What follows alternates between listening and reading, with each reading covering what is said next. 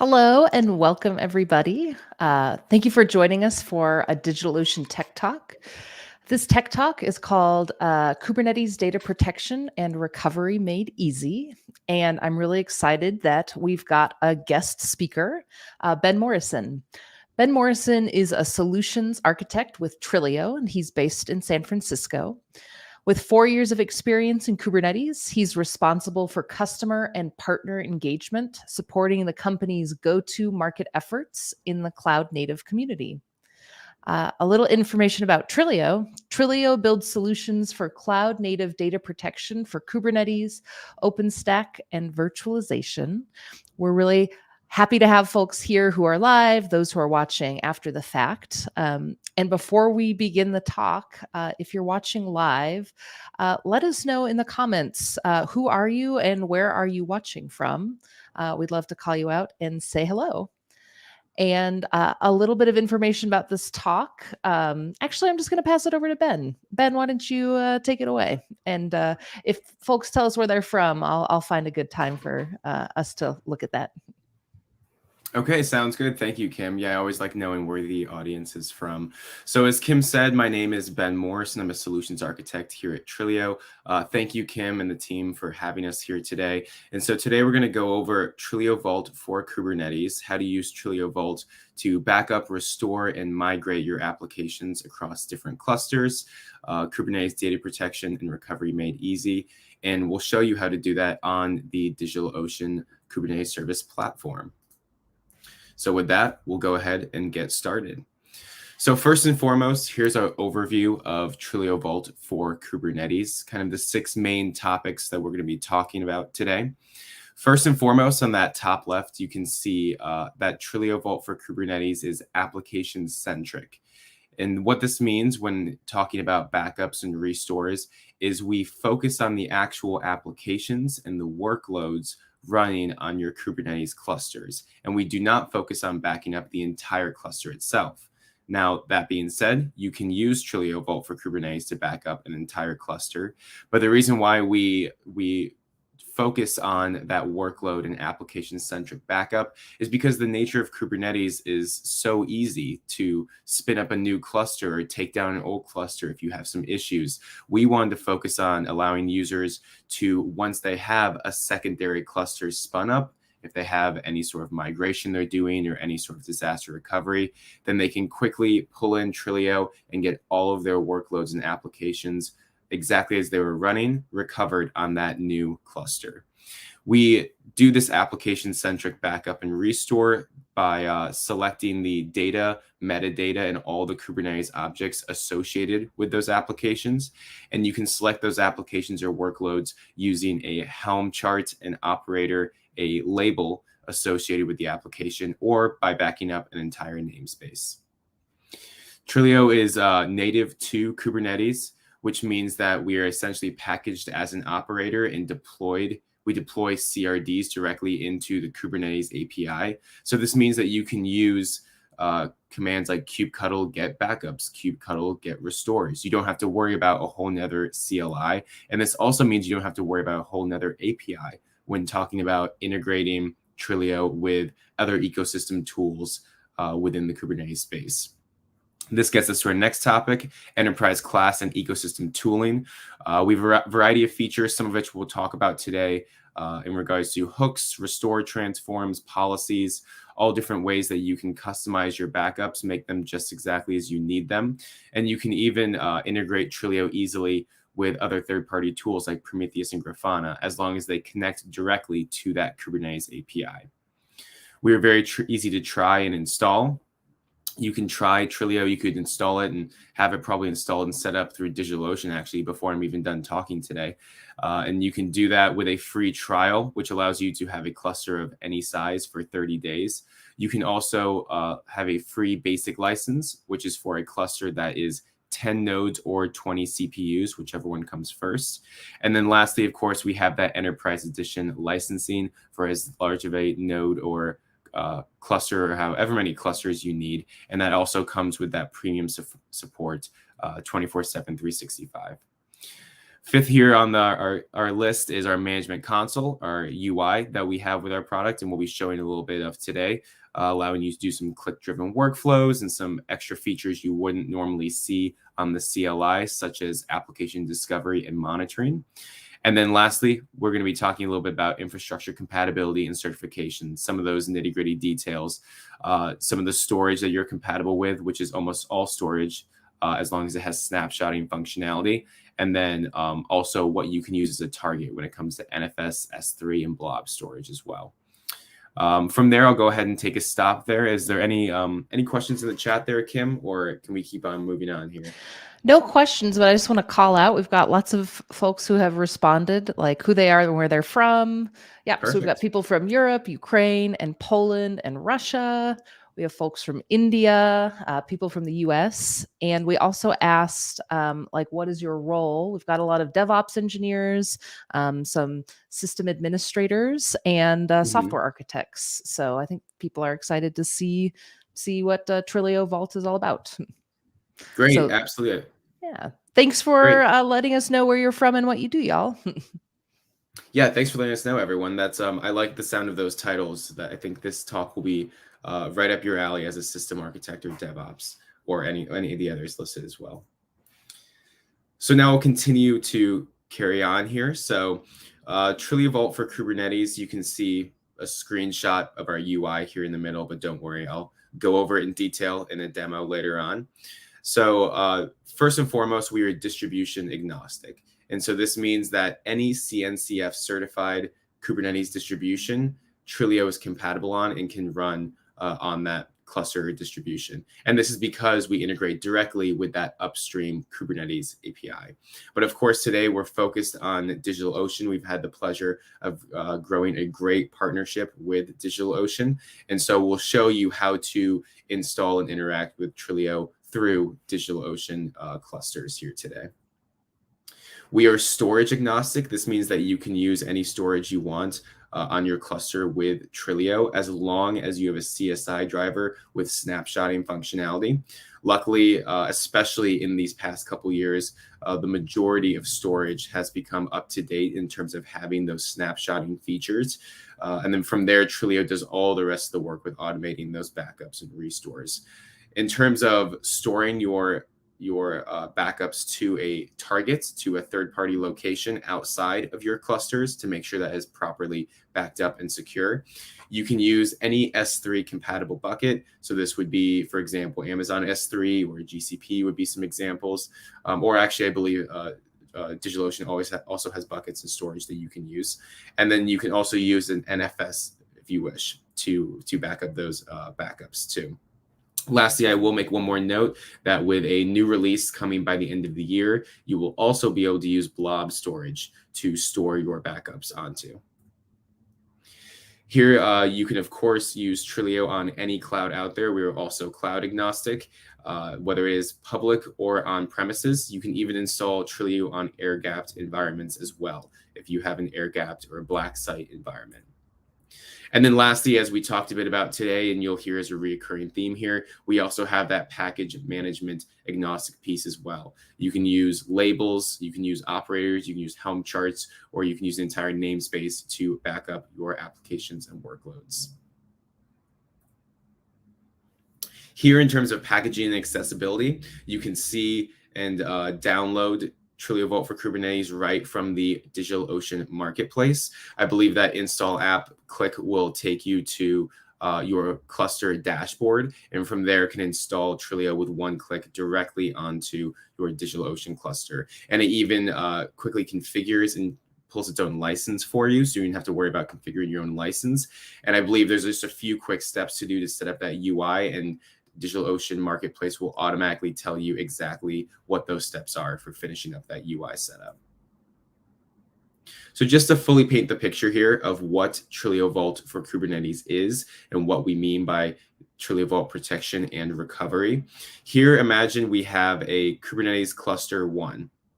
So this cluster could be any distribution. We'll say, let's say just it's an upstream Kubernetes cluster. This one is. It has no distribution to it.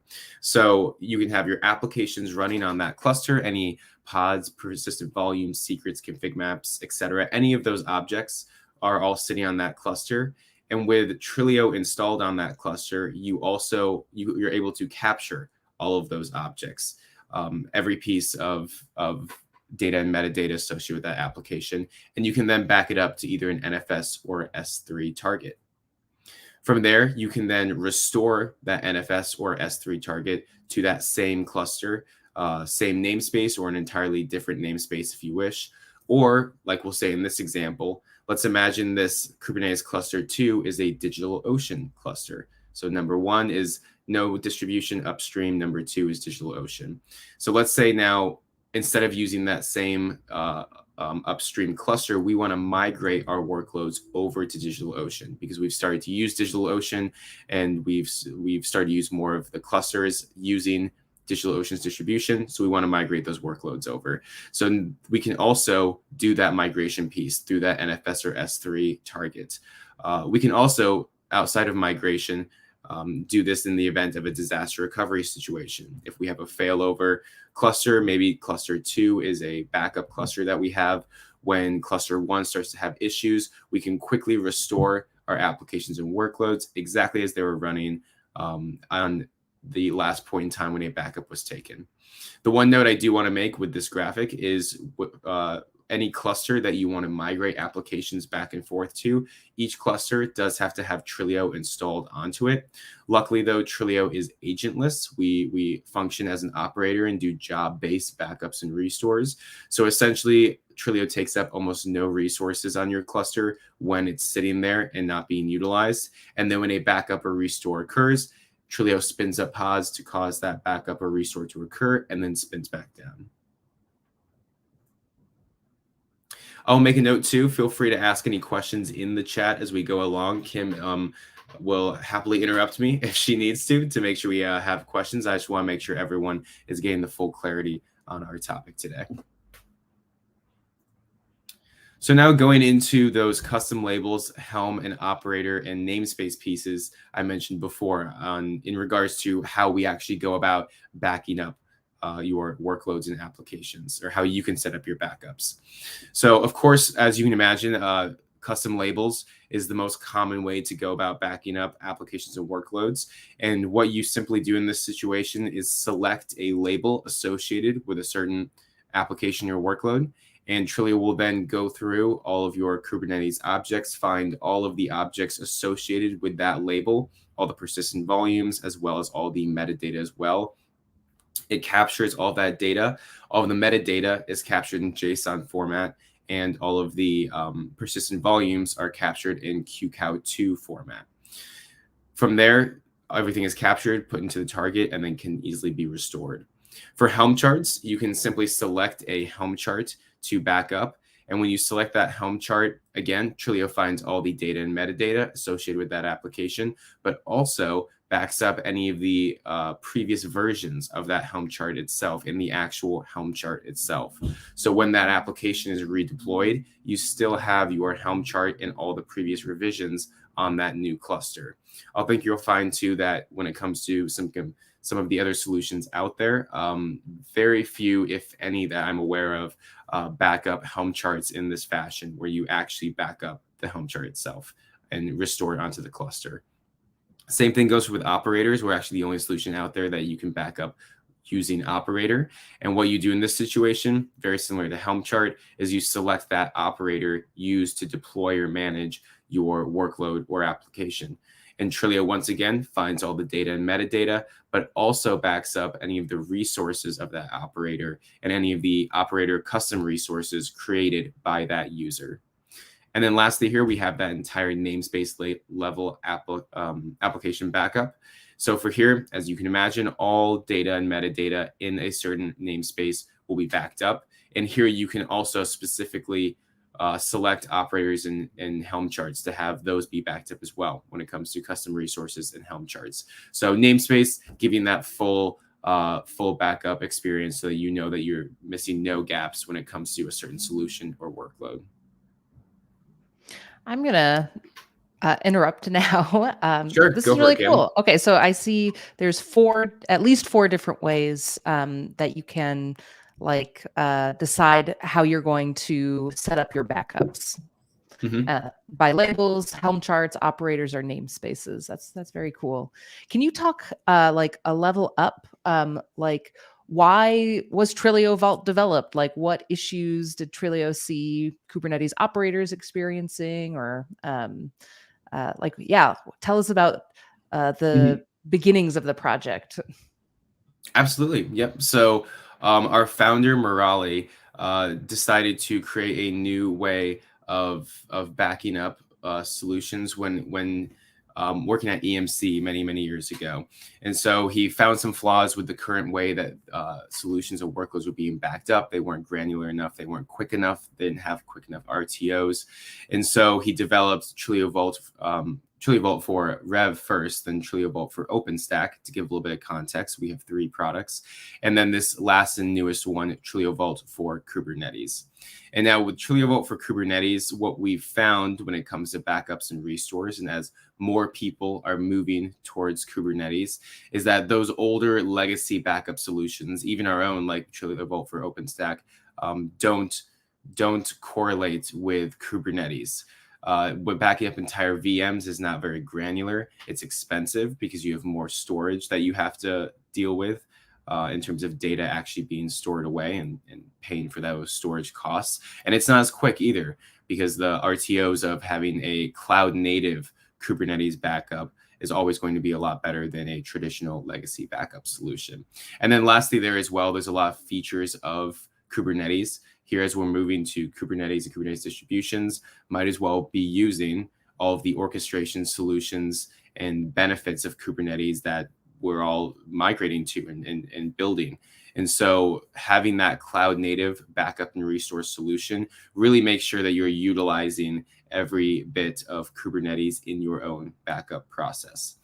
To go a little bit deeper there too, when it comes to stateful applications and stateless, Kubernetes, of course, has a lot of benefits, one of which being high availability and ensuring that that the cluster doesn't go down. But like with any high availability situation, there's never a 100% guarantee. And Kubernetes is a newer technology out there that a lot of people are moving towards. And so backing up those applications, we found to be very, very important. We have some major customers out there, especially in Europe, who have some great use cases of using Trilio in terms of backup and restore. So with any new technology, we always need to make sure we're covering our bases and backing up all of the workloads on those clusters, as well as using Trilio to migrate those applications across different clusters as well. Does that answer your question a bit there, Kim? It does. So Trilio's been doing backups of workloads and applications like long before Kubernetes was part of the mainstream. That's very cool. And so this is the Kubernetes specific product. So good to know. We do have one question from Elias. Elias says, do you have a lab or a training to learn how to test the tool? Great question, Elias. We used to have a lab. I'm afraid I don't believe we do anymore, but you can get set up with a free trial if you wish, and talk with some of either a solutions architect like myself or one of my colleagues as well to get set up with a free trial. And so my email will be at the end of this presentation here. Please feel free to reach out to me directly or anyone else on the team over here at Trilio, and we will get you set up with a free trial to go ahead and try out TrilioVault for Kubernetes. Great. Thank you. I think we're ready to go on. Okay. Sounds good. Thank you, Kim. Now getting into some of those use cases. Perfect timing when talking a little bit about why Trilio, right? Why TrilioVault for Kubernetes. So that first piece I mentioned, and as you probably could have guessed by now, that number one use case is definitely backup and recovery. With Trilio, you can schedule jobs as frequently as you wish. You can schedule to do a backup job once a minute if you wish to. And you can also do on-demand jobs. We also have something called full and incremental backups. And so full backups are, as you can imagine, backing up all of the data and metadata of an application. And so let's imagine on day one, we're going to do a backup every single day. we're going to do a backup of an application on one of our DigitalOcean clusters every day. So day one is going to be a full backup. All of the data and metadata associated with that application will all be stored into that S3 target. But day two, we can choose to do an incremental backup. And what this means is Trilio will look at the data from day one and day two and any changes that have occurred in that data, and only back up the changes in data that have occurred from that day one and day two. And so what this means is you have lower throughput when backing up that data and sending it to your target itself for network connectivity. You're minimizing the storage that you have when it comes to storing onto that S3 target, which ultimately lowers costs for you. There's no duplication of, and there's no duplication of any of your data as well. And just makes for quicker RTO and backup times. Secondly, I also want to note here that I mentioned before QCOW2 file is how we do that backup format. I know I don't have it listed here on this slide, but QCOW2, QCOW2 is the format we use to back up our data. And the reason why we choose that format is because it is a Linux industry standard. So as you can see with the theme with Trilio, we're very agnostic to other storage providers and other organizations out there, and we're also prevent any sort of vendor lock-in.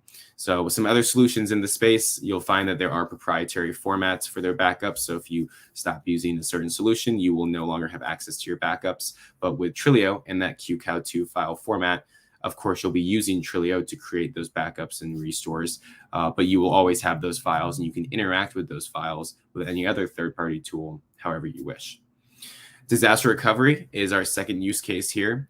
And so as you can imagine, if there's any major issue with a certain cluster, you want to make sure you have a restore solution or plan to restore into a secondary cluster. So we actually have a disaster recovery planning tool right within our UI for TBK. And so we'll take a look at that a bit later.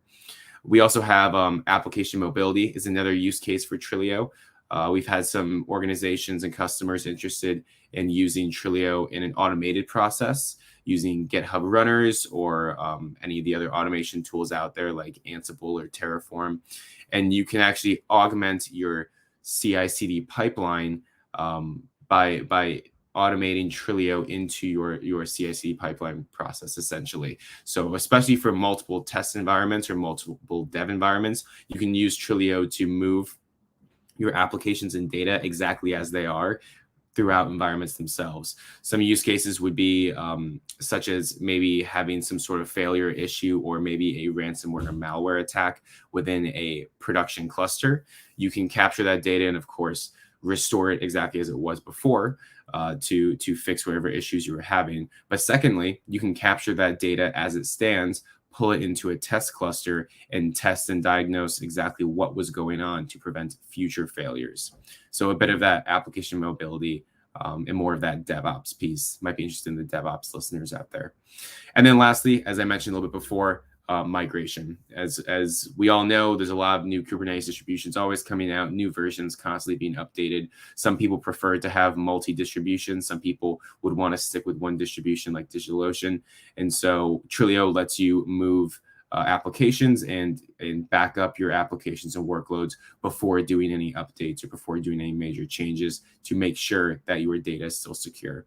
And of course, that's for any clusters on-prem, public, or hybrid cloud as well.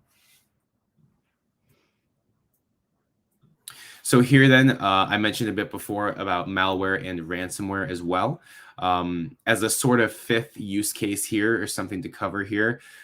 So essentially, as ransomware has become a bigger conversation the past year or two, Trilio and our designers and engineers wanted to make sure that we were doing everything we could to prevent any sort of malware or ransomware attack on our end, and to make sure our customers felt confident in their backups to restore workloads in the event of a malware or ransomware attack.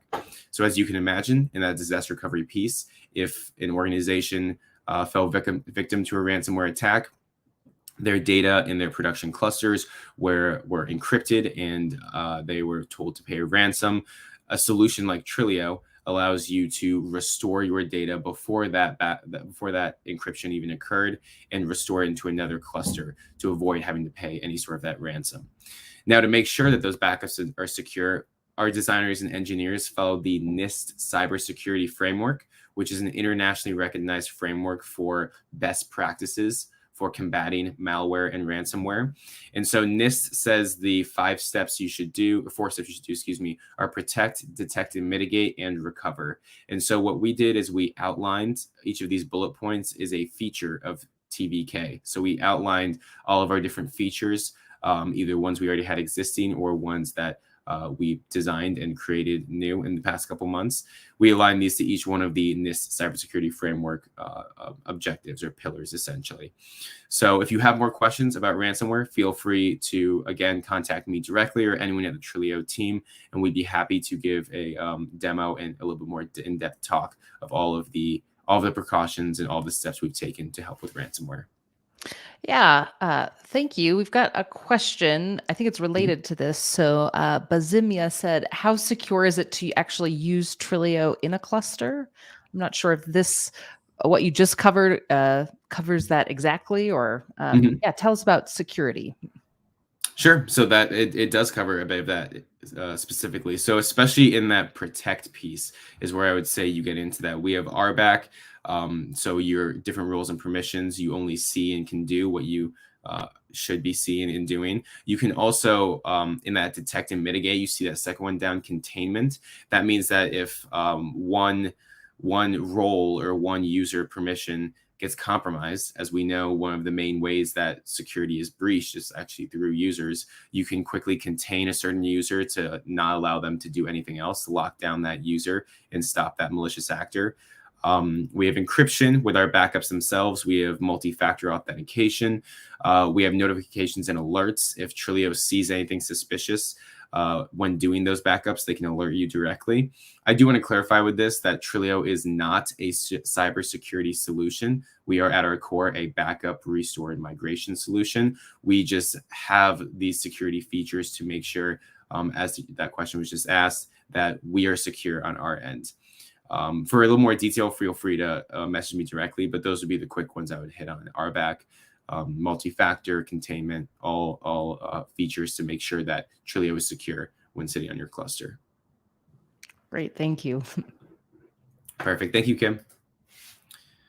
So looking a bit at the management console, just doing a time check, looks like we're good here.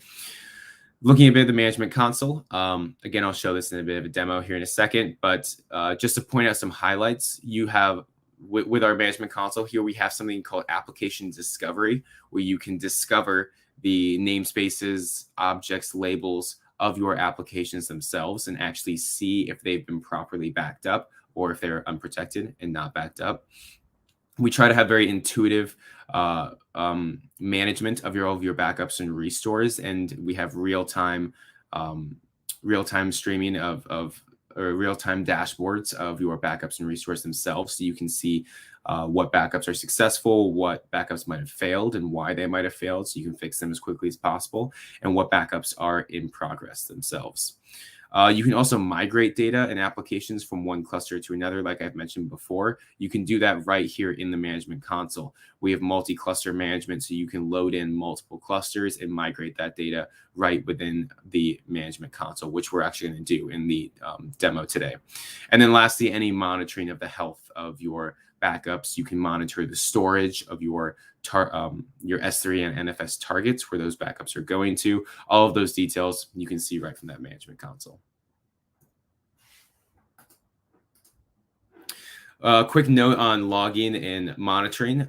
You can use Prometheus and Grafana if you wish to also do any sort of monitoring or streaming of data, or dashboards if you want to use Grafana. If you don't want to use the Trilio management console, we won't take it personally. You can use Grafana if you wish, and we're very compatible with Grafana. We actually have pre-canned dashboards.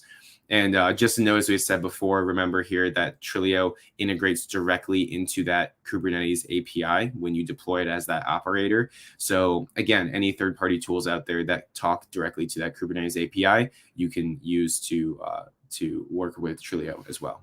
Oh, that's so cool. So if your team is already using Grafana for data visualizations, you can just import like a pre-made dashboard from Trilio and get what. Oh, that's so great. Absolutely. Yep. So if you're a big Grafana fan, you'll already be ready to go when it comes to Trilio.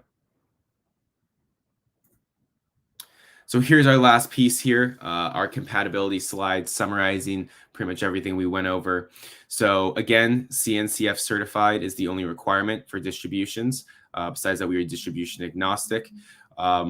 For storage, that CSI driver does have to have snapshotting functionality, but luckily most CSI drivers today do have that snapshotting functionality. So just make sure that you're up to date and that you have this feature, and then you'll be good to go with Trilio. Besides that, you can be storage agnostic, use any other storage you would like. For targets, Amazon S3 or any S3 compatible storage you can use, as well as NFS if you wish. And coming out soon, we will have blob storage support as well. Not currently, but coming out soon in a release we have in the next couple months. For ecosystem tooling, we just talked a bit about Grafana, Prometheus. Also, FluentD is another common one that we see our customers using just for logging as a preferred mode of logging all of those backups and restore logs. For databases, we have something called hooks, where you can basically have application consistency and quiesce a database before actually doing a backup. And so this is a list of the databases we already have documentation on for these hooks to get you started with that setup process. This is not a comprehensive list of all the databases we're compatible with. Actually, because we have these hooks, I personally have never seen a database that we're not compatible with, and you can use these hooks to have that application consistency to get compatibility with your databases. So if you have a database that's not listed up here, again, feel free to reach out to me and we can talk about the details on how to get you set up with Trilio. But these are all the ones that we do have documentation pre-made that you can access online. And then lastly, of course, any cloud, public or private on-prem. So with that, I'll go ahead and stop these PowerPoints and I will switch over to a bit of a demo showing a little bit of Trilio in the DigitalOcean marketplace. And it looks like we'll have time to do a bit of a restore as well, which will be good. All right. So, yeah, so we'll get see some of it in action. So here I am in the DigitalOcean marketplace, just showing here we have TrilioVault for Kubernetes. If I just search Trilio, this is exactly where I got that screenshot from for that slide. And so you can see TrilioVault for Kubernetes. You can go ahead and install the app and it'll take you right to your Kubernetes DigitalOcean dashboard here. And that dashboard, I have an example pulled up here. This is our Trilio Lab account. And this is one of the clusters I'm looking at, I'm using for this demo today, this SA demo cluster 1. You'll see this one pop up a couple of times. Great dashboard, by the way. Shout out to DigitalOcean for making a great, easy to use dashboard with this. And down for these one-click install apps, you can search Trilio if you would wish to, but you can also see, probably because I work for Trilio, they're telling me that it's recommended to me. So I actually just one-click installed it, and I have version 2.6.0 installed on my DigitalOcean cluster. So now here we're going to go to the install or the actual page of Trilio here. So here I'm logging in with a kubeconfig file. So whatever the kubeconfig file is for you as a user in your cluster, you can use to log into TrilioVault for Kubernetes. You can also use a variety of other OIDC providers as well. You could use a Google account. You could use LDAP if you wish. You could use a GitHub account. There's a variety that you can configure. Just on this cluster here, we're using this kubeconfig file.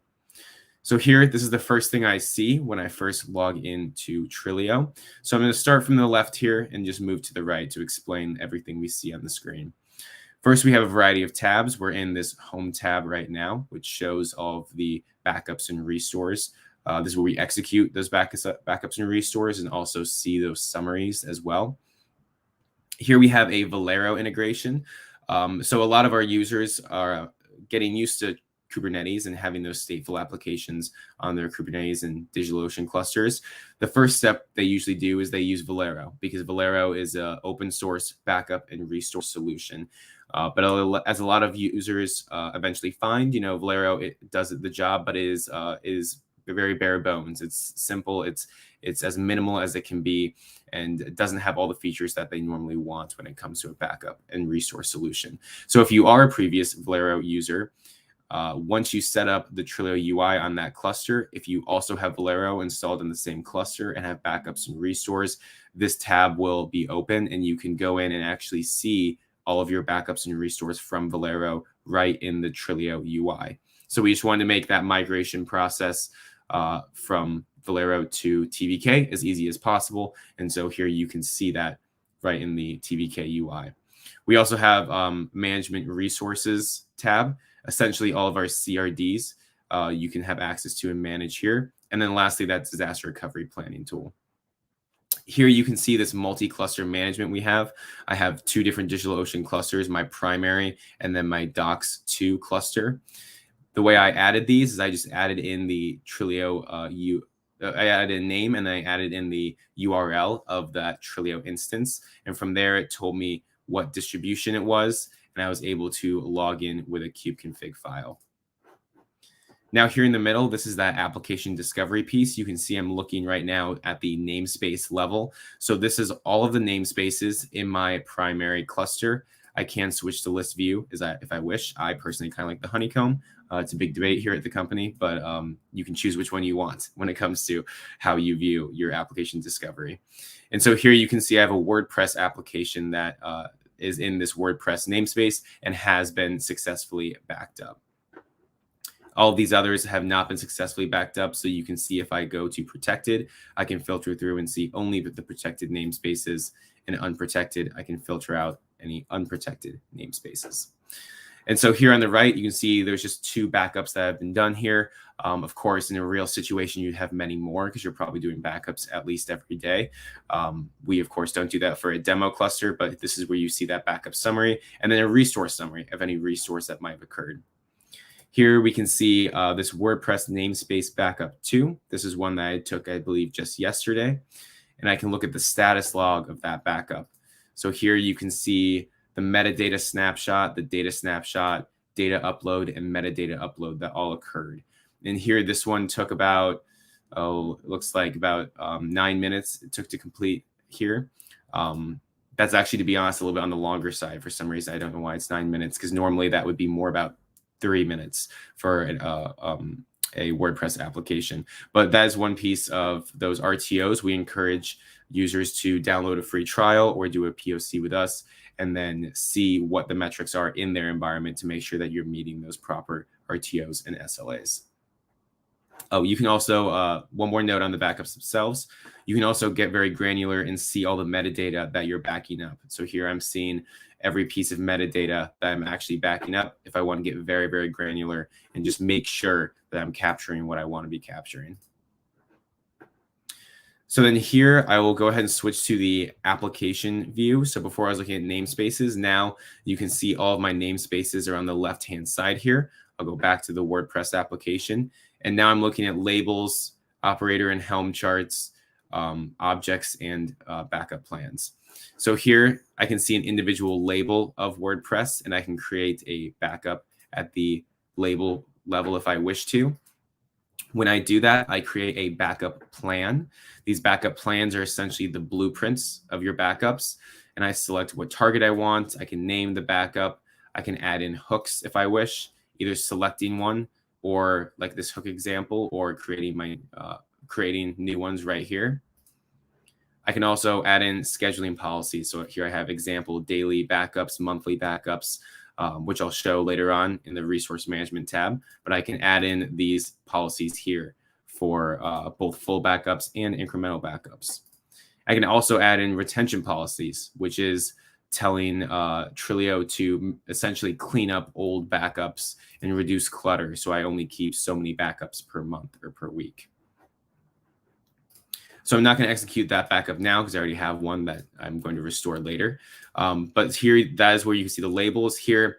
I didn't deploy via Helm chart or operator this time, but if I did, it would be the exact same as the labels. You'd see that honeycomb right there in the Helm or operator labels. And then here I can actually get to that individual object level. Sorry about that. I can get to that individual object level if I wish, selecting individual objects to back up themselves as well. So then from here, I'm going to go ahead and move to that resource management tab. Here, I want to look at my WordPress namespace. Here, actually, I'll show that WordPress application just to have proof of that, and so you can see here. So here, this is the WordPress application I do have running on that Kubernetes cluster. Just a simple example of a Trilio demo. I'll switch really quick here to Lens just to also show that that application running in that cluster. So here is my DigitalOcean SA demo cluster 1, same one I'm using before, taking a look at that WordPress namespace. And here you can see pods, 2 pods up and running. Here my MySQL applications using a WordPress application is using a MySQL database. We have those services, deployments all up and ready to go. Now I'm going to look over at this SA demo cluster 2, which is the second cluster I have in my multi-cluster pane. Here, checking out that demo failover namespace, and as long as I did my homework correctly, there we go. There's no WordPress pods or deployments or services in this cluster. So by the end, we'll see restored pods and clusters in here. I will note here that this SA demo bucket 2, this is for our target, our S3 target. It just deploys one pod and service in there so that you can do what we call target browsing and essentially move applications from one cluster to another through the target, which we'll see here in a second. So getting back to our main page here, we have our backup plan. This is the backup plan we used for this specific namespace backup of that WordPress application. Here for hooks, we have these pre and post command hooks, just as an example sitting in here and showing how you can quickly create hooks and add them in and reuse those hooks throughout different backup plans, so you don't have to recreate anything. Here's a retention policy. Here, applying this retention policy would essentially mean that only 3 backups are kept every month and only 5 backups are kept every year to just do any sort of clutter. And those are executed on the 28th of the month and December. Here's a scheduling policy showing just a daily backup happening at midnight and then a monthly backup happening on the 1st of the month at midnight. And then lastly, we have our targets. This is our Amazon S3 bucket that we have. And this is where those backups are being stored onto. Here you can create a credential, which I will not show here because, of course, those are private. But you can do something called enable browsing, which allows you to actually enable target browsing on this target itself. So if I launch this target browser, I can see a variety of backup plans here. This is that WordPress namespace backup plan docs-1 that I just talked about. But here's some other ones that are from different clusters. Here's some from some of my colleagues from different clusters. And so here, because I have the proper permissions, I can see all of the backups in this target from all these different clusters. And so theoretically, then I can select one and go ahead and restore it into my current cluster here if I wish. But I'm not going to quite get to that point yet because I'm going to do it through the disaster recovery planning tool instead. Cool. I really appreciate you can be like multi-cloud in that you can set sort of whatever for your where the data actually gets stored. So it's really neat that it's a DigitalOcean Kubernetes cluster, but it's the backup information for the workloads is in an Amazon S3 bucket. Absolutely. It just keeps that customization, as you said, Kim. Yep. You can use DigitalOcean if you wish. You can use Google. You can use whichever one you're currently doing. Just to show, it's the ease of use of bringing it in, and we're adjustable to whatever your setup currently is. So here I'm in the disaster recovery planning tool. I just quickly named my plan. I selected that target, that SA demo bucket 2, that same target I had before. And let me make sure I'm actually in the right namespace here now that I think about it. Yep, okay, I am. I just want to double check. So I'm in my docs 2 cluster is where I'm in now. Remember that application is running in the primary, and we backed up that WordPress namespace. And now we're in this docs2 cluster, which we're going to use as a failover. So I'm going to do this demo restore. I'm going to select that target. Same target as cluster 1 is using, cluster 2 is also using. Here is that WordPress namespace backup plan docs-1. Quite a mouthful, but properly labeled, so I know what it is. I'm going to select that backup plan. I'm going to do just restore WordPress demo for the name. And here I'm selecting what namespace I want to restore this application into. So I'm restoring into docs cluster 2, and I'm going to restore into the demo failover namespace, my backup namespace. I'm also going to do some flags here. Here's one that says skip if already exists. If I had some extra objects in there that are basically duplicates, Trilio will basically not restore those duplicates to make sure that you don't have those duplicates, that you have all one-of-a-kind objects. You can also patch if already exists. If any of those objects already exist, you can omit certain metadata. If you want to omit some secrets or some services, whatever it might be, just showing that you can get very, very granular. You can also do something I want to show called transforms. And so these transforms are especially useful if you're going between different distributions. Here we're using 2 DigitalOcean clusters, and if you're using 2 DigitalOcean clusters, you won't have to worry about these transforms either. But if that's not the case, you can actually go in and change the metadata of your application, or at least the backup of the application, before it's even restored.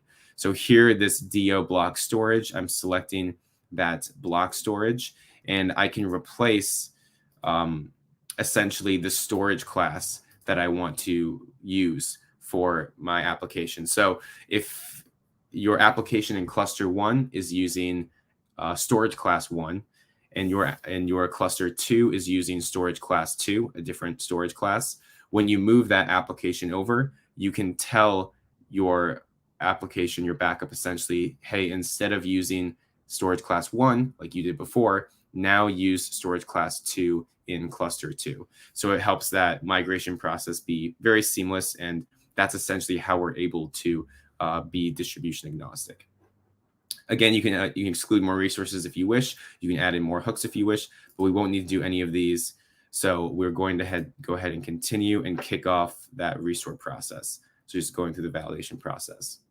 So at this point, I'm about done with my actual demo and everything I wanted to show here today. Are there any other questions from the audience at all while we wait just a few minutes for this restore process to occur? We don't have any questions right now from the audience, but I have some questions. Sure, go for it, Kim. Oh, actually, we do have one question from the audience that just came in when I was saying that. So I'll ask that question on that person's behalf. So it's Elias again. What does Trilio use for snapshots or restore volumes or data? Does it use Kubernetes objects, custom resource definitions, or something else?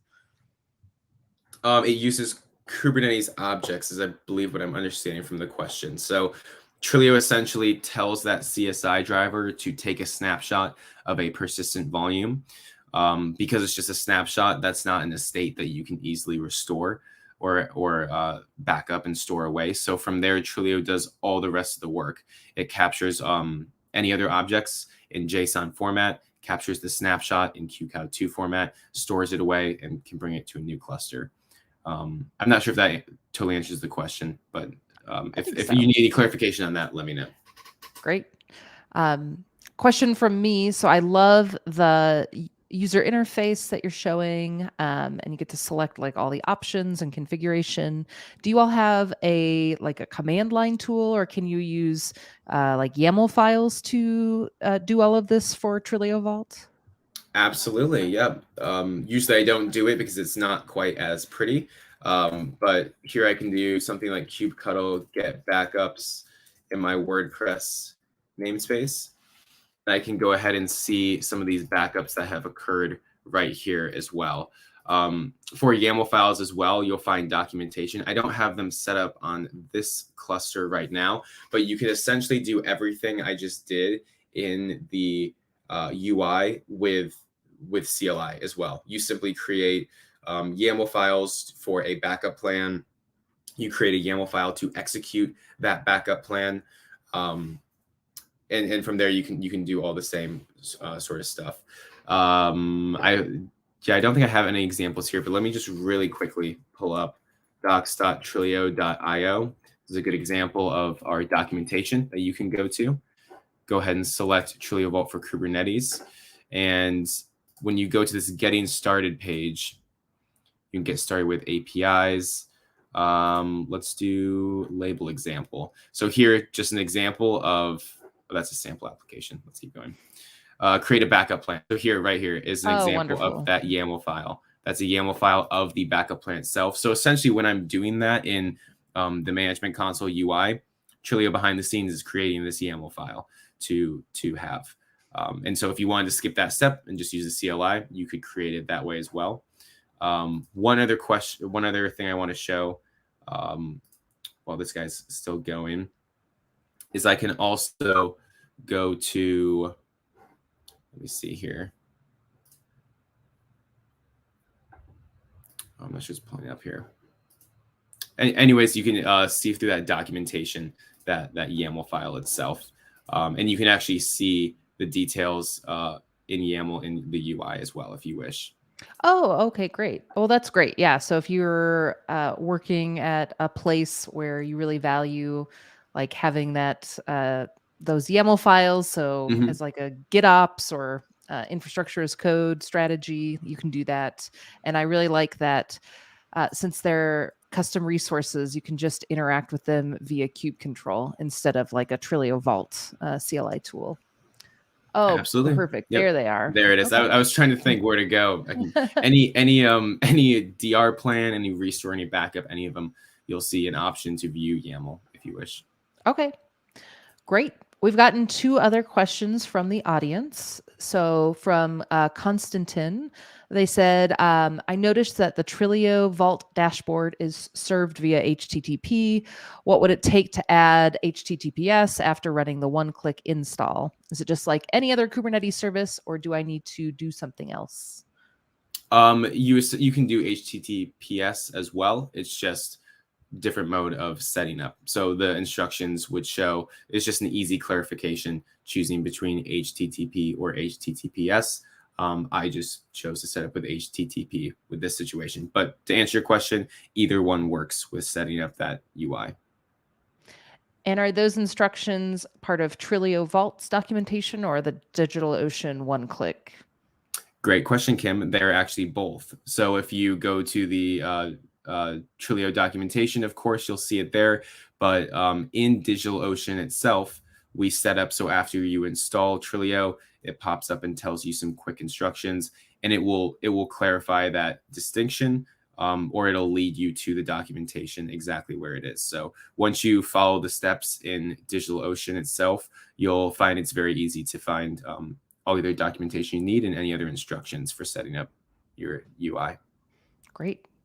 We have a different question from Stefan. They say, maybe I missed it. What do you do? We got more comments. Let me start that again. Maybe I missed it. What do you do for offline backups and restores? Sure. So we can do offline or black site or air gaps, whatever you call it. There's just special steps to install Trilio, as you can imagine, for those air gapped environments. Again, it's in the documentation. I personally am not the one that sets up those. We hire in people who are smarter than me to not hire in, but bring in our professional services team to set those up. So that would be one that if you have more questions on that, go ahead and follow up with me after this, and I can send you some information on those air-gapped environments. Thank you. We've got another good question from Michael. They say, I already have a project running using droplets, and I think maybe bootstrapping Kubernetes on that. How can I make use of Kubernetes data protection on my already running project? Sure. So right within your dashboard for DigitalOcean, you can pull it up, and as long as you have a cluster running, you can install TVK just as it was. It's probably telling me to log out. Oh, no, it's not. So once you just go to that Kubernetes cluster main page, you can install, let me get back to it. You can install Trilio just by looking at the one-click applications here at the bottom. install one-click app, search Trilio, and you can get started there. Excellent. Thank you. All right, that was all the audience questions. Can you just remind us? I know we're doing a restore. Where was the workload originally, and where are we having it run now? Sure, absolutely. I will clean up a little bit of this mess here. So this is our SA demo cluster 1. I know it gets a little confusing when looking at all this stuff. And then we have SA demo cluster 2. So demo cluster 1 is where we originally had this application. So you can see it's running. I deployed it yesterday, and so it's been running for 20 hours now. And before, as we saw it in our cluster 2, I did this command before, and we saw no applications running in this namespace. Here is this SA demo bucket 2, but that's our target browser. This is for our target itself. Also was deployed at the same time, roughly. And so it's not with that WordPress application. But now we just did that restore. And so we should be able to do that command again now in our demo failover namespace and see, there we have it. Our WordPress pods, everything, services, just like before, are up and running just 5.5 minutes ago when that restore was completed. Our services are up and running, deployments, replica sets, everything 1 out of 1 and good to go. So all of the data and metadata were successfully switched over.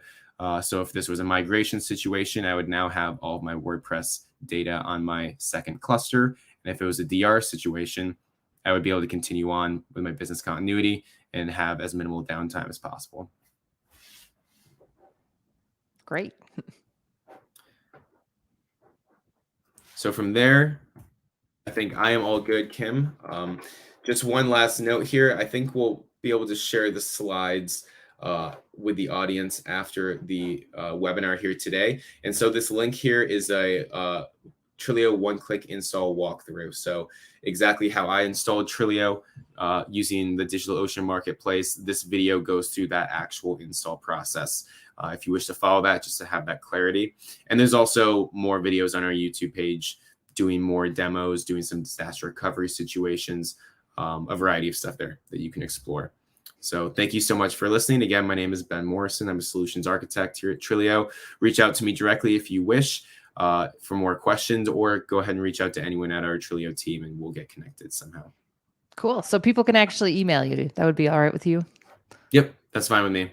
All right. ben.morrison@trilio.io. We've got one more question from the audience, and then we'll wrap for the day. So it's our friend Elias saying, what are the main differences between TrilioVault and Kasten, K10, or Velero?